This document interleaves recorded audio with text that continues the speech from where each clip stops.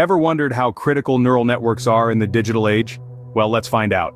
Neural networks, essentially the backbone of artificial intelligence, have permeated every sphere of our lives, from technology to healthcare, finance, and beyond.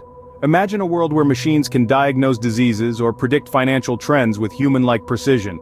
That's the power of neural networks. At their core, neural networks mimic the human brain's structure, enabling machines to analyze and interpret complex data. They have revolutionized the way we understand data, making sense of the chaotic and the intricate. Whether it's recognizing your face in a sea of images, or translating languages in real time, neural networks are at work. These complex systems have ushered in a new era of machine learning, transforming the world as we know it. But what makes them tick? How do these networks function? Indeed, neural networks have paved the way for a new era of machine learning, but how do they function? Let's delve deeper. Let's now unravel the magic behind one type of these networks known as the feed-forward neural network. This type of artificial neural network, also known as a multilayer perceptron, or MLP, is fascinating due to its unique structure. It consists of nodes or neurons that are organized into layers. There's an input layer, one or more hidden layers, and an output layer. The connections between these nodes are intriguing as they don't form a cycle. Now, why do we call it feed-forward?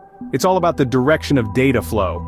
Information in these networks travels in one direction only, from the input nodes, through the hidden nodes, and finally to the output nodes. This unidirectional flow is what gives feed-forward neural networks their name. These networks have a broad range of uses, from classification tasks to regression. So, feed-forward neural networks take input data, process it through multiple layers, and deliver an output. But how exactly does this happen? Let's explore. The working of feed-forward neural networks might seem complex, but it's all about connections and weights. The process begins with our input data, which is fed into the input layer. Each neuron in this layer is connected to every neuron in the next layer, the first hidden layer. These connections have weights, which determine the strength of influence between the neurons. As the data moves from the input layer to the hidden layers, it gets multiplied by these connection weights. The resulting values are then summed up in each neuron of the hidden layer. This sum is passed through an activation function, such as ReLU or sigmoid, which decides the output of each neuron. The same process is repeated as the data moves from the hidden layers to the final output layer. Here, the activation function might be different depending on the task at hand. So, the data travels through the network, gets processed, and finally gives us the output. But how can we create these networks ourselves? With Python and libraries like TensorFlow, creating a feed-forward neural network is just a matter of a few lines of code. Let's walk through the process. First, we define the model's architecture using the sequential model. This model consists of an input layer of 100 neurons, two hidden layers of 64 neurons each, and an output layer of 10 neurons.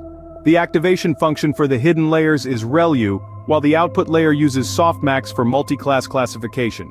Next, we compile the model using the Atom Optimizer and sparse categorical cross-entropy loss function.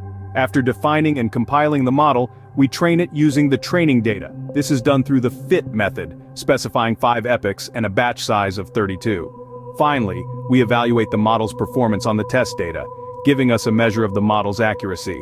And voila, you have your feed-forward neural network ready to solve complex problems. Remember, the power of neural networks is immense and you're just getting started.